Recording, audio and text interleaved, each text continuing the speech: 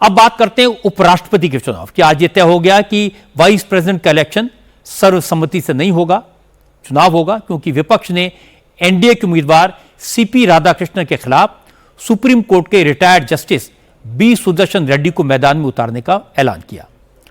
आज मल्लिकार्जुन खड़गे के घर पर विरोधी दलों के नेताओं की मीटिंग हुई और उसके बाद उपराष्ट्रपति के चुनाव में विपक्षी उम्मीदवार के तौर पर बी सुदर्शन रेड्डी के नाम का ऐलान किया गया। जस्टिस रेड्डी तेलंगाना के हैं, आंध्र प्रदेश हाईकोर्ट के जज और गुवाहाटी हाईकोर्ट के चीफ जस्टिस रह चुके हैं। 2011 में सुप्रीम कोर्ट से रिटायर हुए। तेलंगाना में कांग्रेस की सरकार ने जातिगत सर्वे के आंकड़ों को एनालाइज करने के लिए जो कमेटी बनाई थी, जस्टिस बी सुदर्शन रेड्डी उस कमेटी के अध्यक्ष थे। मल्लिकार्जुन खड़गे ने कहा कि 21 अगस्त को B Sudarshan Reddy nomination file करेंगे।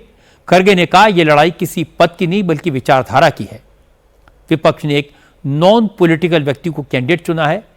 ऐसे वक्त में जब संविधान खतरे में है, लोगों के अधिकार छीने जा रहे हैं, तो राष्ट्रपति के उपराष्ट्रपति के पद पर एक ऐसे व्यक्ति की आवश्यकता है जो संविधान और मौलिक अधिकारों की रक्षा कर सके।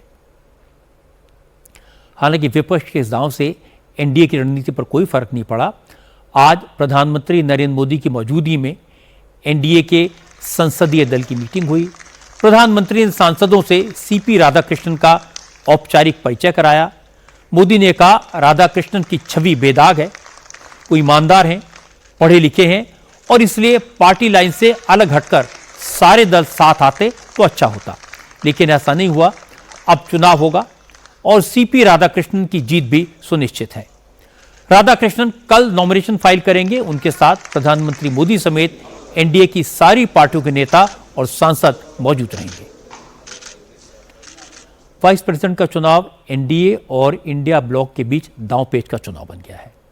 बीजेपी ने तमिलनाडु के सीपी राधाकृष्णन को कैंडिडेट बनाया। उन्हें लगा कि डीएमके के लिए अपने स्टेट के लीडर का विरोध करना एम्बैरेसिंग हो जाएगा।